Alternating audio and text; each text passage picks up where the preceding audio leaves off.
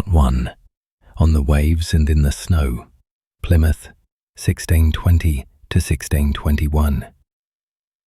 In the autumn of 1620, a small sailing ship named the Mayflower left England with more than 100 people.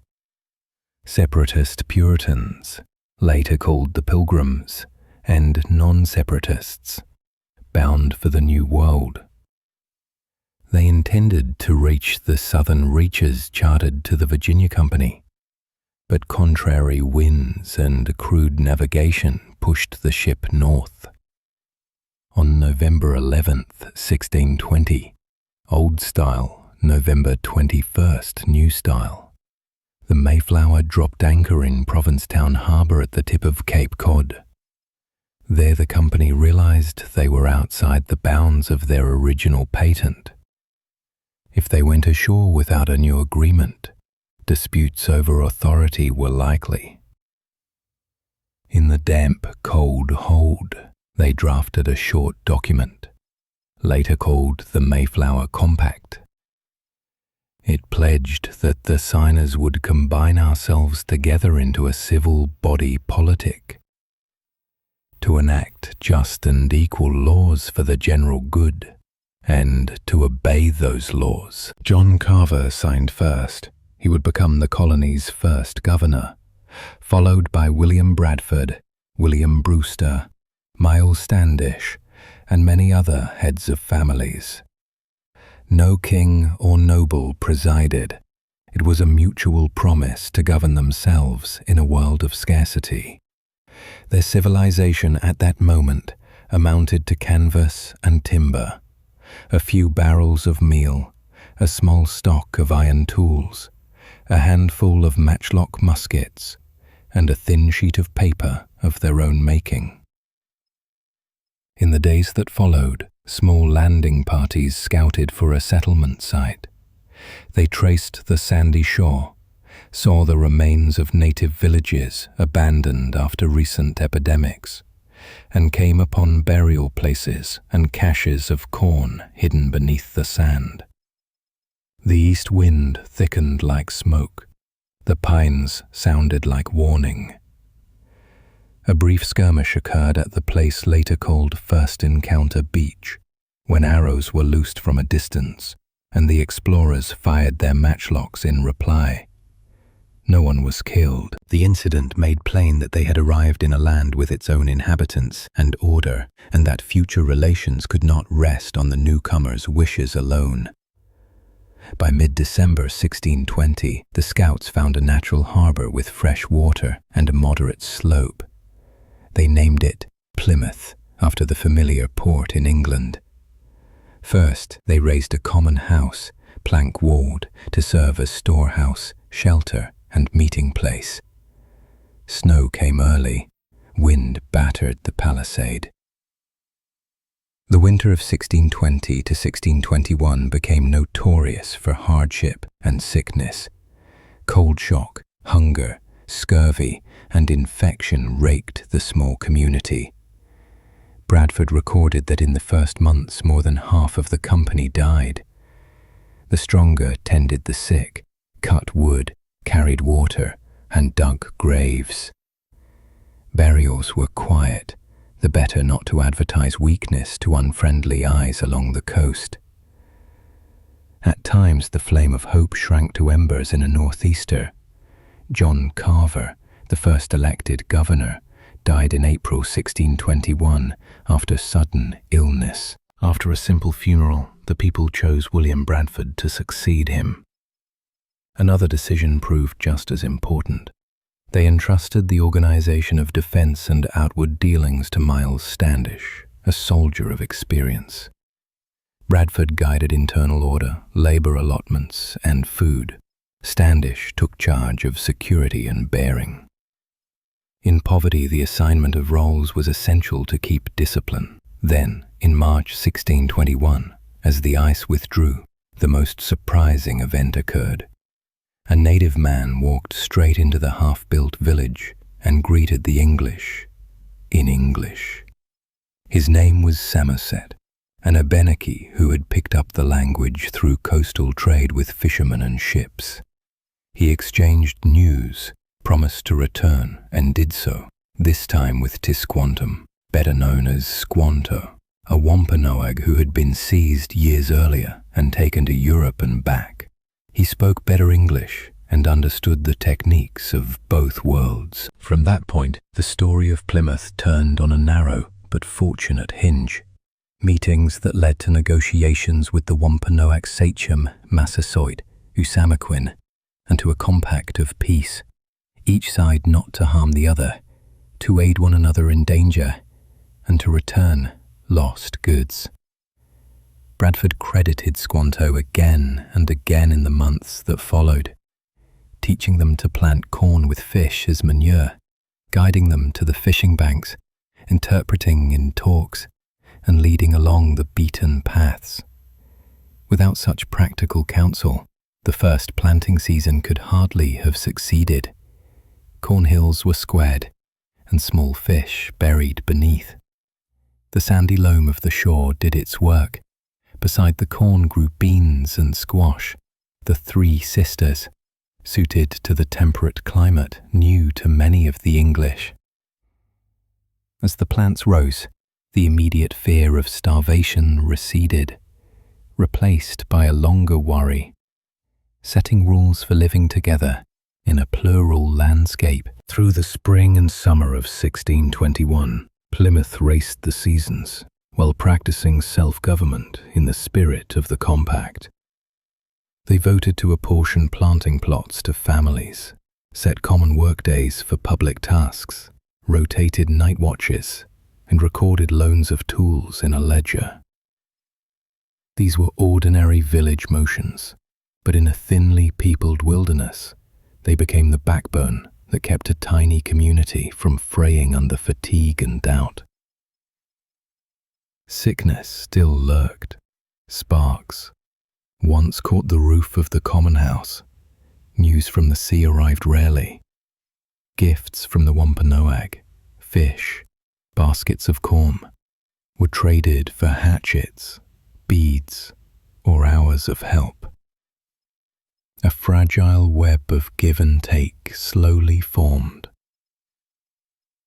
In the first audiences, Massasoit came with his company to Plymouth and sat across from Bradford and Standish. Terms were spoken plainly, supported not by elaborate prose, but by direct promises and the exchange of gifts. Barter was a dialect of trust. The colonial records say the agreement held for years, though not always quietly, and later subject to grave turns. But in the beginning, it spared the colony the danger of isolation. In the autumn of 1621, the first corn harvest proved decent. Wild turkeys were taken, squash gathered, and fish salted. Bradford and the leaders planned a Thanksgiving that lasted several days and invited Massasoit and the Wampanoag. Edward Winslow later wrote that about 90 Wampanoag came and joined some 51 surviving settlers. There were musket salutes, archery, games, and shared food, including venison brought by the Wampanoag. Looking back, Americans would view the occasion as one of the origins of Thanksgiving. At the time, it functioned as a political and social rite, shoring up the treaty, certifying a season of survival and defining a community. No longer castaways, but people of a place with a name, laws, and friends. All through the first year, death could not be ignored. Many women died, children too. The elderly were few. Names of the dead were entered, graves were unadorned, possessions passed to the living. Winter's discipline, tending fires, keeping watch, dividing rations, turned into summer's habit. Planting, fencing, mending boats, a sense of thin but durable law appeared in small things. fence disputes settled by arbiters, lost items recorded, hours of common labour chalked on the wall of the common house. The Mayflower remained until April 1621 and then sailed for England. None of the compact's signers returned on her, a decision of life and death. To stay was to risk another famine, a fresh outbreak of conflict, a second winter. To stay was also to keep faith with the promise of a law-governed community. Within the settlement, obvious assignments hardened into structure. Bradford was no despot. He frequently consulted, sometimes in broad meeting, sometimes with heads of households. Standish dug shallow trenches, mounted small pieces, and drilled the alarm. William Brewster, elder and lay pastor, read scripture and preached on Sundays. Edward Winslow served as messenger and correspondent. Religious discipline could be stern, but in governance they were practical. Whatever added food, reduced conflict, and kept the alliance took priority. Mid-year, a small fire broke out in the common house, a fallen ember, and was quickly put out. Rules for hearths, stores, and watches were tightened. Another incident with drunken disorder ended in a sentence of labour, among the first public penalties to warn the community. Everything was written down, for in a world where courts were a board and a few men holding several jobs, record-keeping was the infrastructure of law. Relations with native neighbours were not uniformly friendly. Squanto, out of personal motives or hopes, sometimes exaggerated his influence among the groups to raise his standing. Standish could be severe in answer to threats. Rumour and illness hung like a cloud. Even so, the treaty with Massasoit, in its early years, held. When Massasoit later fell gravely ill, Winslow visited and helped care for him, an oft-cited sign of goodwill. The practicality of both sides to coexist in order to survive proved decisive. Coastal traders and fishermen passing through sold, traded, or lent ironware, nets and hatchets, taking furs, fish, or timber in exchange. Such contacts opened Plymouth's eyes to the rough and lively North Atlantic network, English, Dutch, French, and Portuguese ships, and the seasonal bustle of the Newfoundland grounds. Geography shaped economy. In a sheltered bay with pine and water, they could build shallops, fish, and barter, activities that would turn a fragile hamlet into a point of anchorage on the map. By the end of the first year, the people could glimpse a future in very material signs. Fuller corn bins, tighter byres, boats hauled and launched on a schedule, and weapons stored and maintained properly. The spirit of the compact, voluntarily making law for the common benefit, was repeated in small decisions. Who watched at night? Who went to the woods? Who worked the flats? Who kept the book? Season by season, experience became habit. Habit a norm. A nation does not appear in a single constitution. It is pre-constitutionalized by countless village rules of this kind. Survival, however, does not automatically turn to prosperity. Debts to European investors remained. Competition with other colonies would come. Land had to be allotted fairly to prevent quarrels. Bradford understood that property and personal incentive could raise output. Records show that in later seasons, he experimented with allotting plots to households rather than collective labour, and productivity rose with direct responsibility. Communal spirit was not the enemy of ownership. It was the frame. The community set the rules. Individuals played well within them so that all could benefit. That was a seed of institutional and economic thinking that would grow over centuries. Across 1620 to 1621, 2 layers of infrastructure were laid upon Plymouth's ice, sand, and pine. 1. The material layer. The common house, cornhills, fences, landing place, stores, and watch lines. 2. The invisible layer. Commitment to law, the compact, the habit of voting, ledgers, arbitration, norms for common labor, social rights, audiences, thanksgiving, and alliance with the native people. Unseen, these shaped behavior, lowered coordination costs, and built trust, the social capital required for all later growth. As the second winter neared, the survivors were no longer storm-tossed passengers, but inhabitants of a place called Plymouth, where they made law, kept law, and worked together. Want still pressed. Risk stood at the forest's edge. Quarrels warmed in the hearthlight. But a minimal social structure held. Someone recorded, someone tended the sick, someone kept the watch, someone bargained with neighbors. That is how a community takes root, not by grand slogans, but by small acts performed on time. Looking back, people often box Plymouth into neat myths. The first Thanksgiving, a proto-social contract, the beginning of a nation.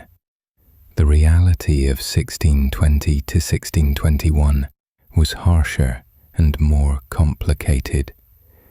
Cold and hunger, disease and loss, tinder for intercultural conflict. An alliance with Massasoit, both bridge and bamboo span. Ledges that could err and promises that could fray. Yet in that difficulty, the features that would later mark America appeared in outline. Local self-rule, consent-based law, measured deterrence, alliances grounded in practical benefit, the transfer of techniques for farming, fishing, and hunting, and institutional experiment, from common labor to household allotments. No single detail was grand, but together they made a beginning sturdy enough to accept a wider future.